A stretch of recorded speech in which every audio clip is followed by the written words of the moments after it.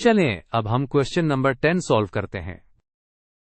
इस सवाल में हमें एक खिड़की का एरिया मालूम करना है जिसकी शक्ल ट्रेपेजॉइड जैसी है। हमें उसकी पैरेलल साइड्स की लंबाई 3 मीटर और 1.5 मीटर दी गई है और उसकी हाइट 2 मीटर है।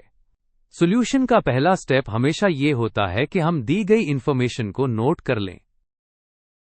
जैसा कि आप स्क्रीन पर देख सकते हैं, हमें पैरेलल साइड्स दी गई हैं जिनको हम S1 और S2 का नाम देंगे।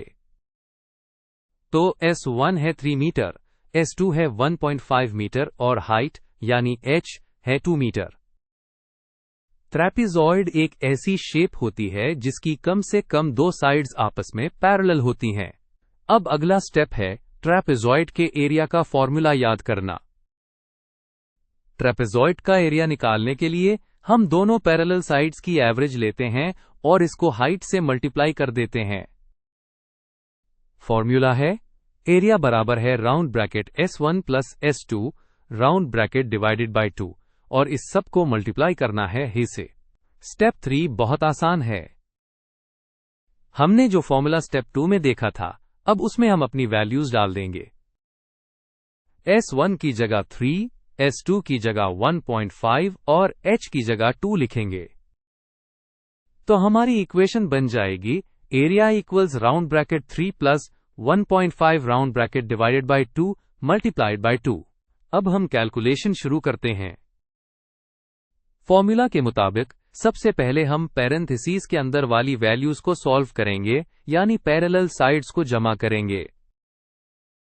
3 प्लस 1.5 होता है 4.5। अब इस वैल्यू को हम वापस अपनी एरिया की इक्वेशन में डाल देते हैं। इक्वेशन बन जाती है area equals round bracket 4.5 divided by 2 round bracket multiplied by 2। इस स्टेप में हम अपनी कैलकुलेशन को आसान बनाएंगे।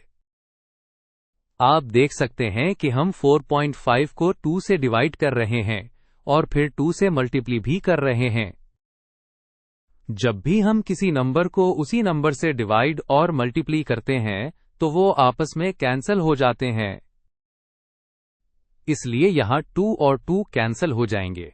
जब हमने 2 को कैंसिल कर दिया तो हमारे पास सिर्फ 4.5 बच गया। यही हमारा एरिया है। एक अहम बात यह है कि जब भी हम एरिया कैलकुलेट करते हैं तो यूनिट स्क्वायर में आता है।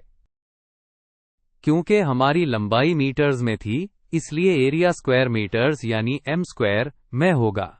तो सारी कैलकुलेशन के बाद हमारा फाइनल जवाब है कि ट्रेपेजॉइडल विंडो का एरिया 4.5 स्क्वायर मीटर्स है। ये हमने ट्रेपेजॉइड के एरिया का फॉर्मूला इस्तेमाल करके मालूम किया है।